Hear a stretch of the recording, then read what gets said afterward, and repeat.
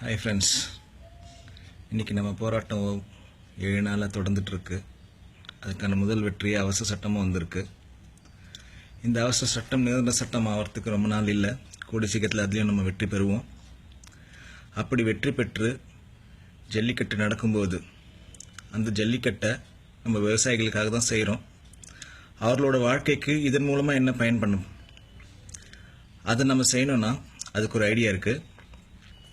இந்த ஜல்லிக்கட்டு அஃபிஷியலாக ஒரு வாரம் கழிச்சோ 10 நாள் கழிச்சோ நடக்கும்போது அந்த ஜல்லிக்கட்டு ஒளிபரப்பு உரிமையை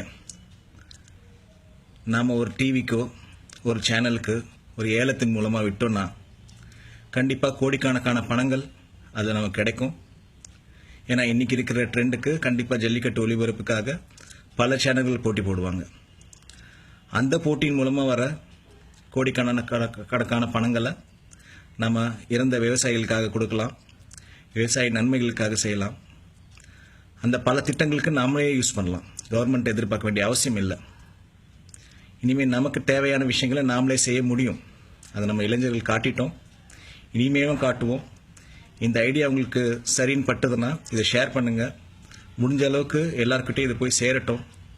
இது ஒரு புதிய முயற்சியாக நம்ம ட்ரை பண்ணுவோம். வாழ்க தமிழ்.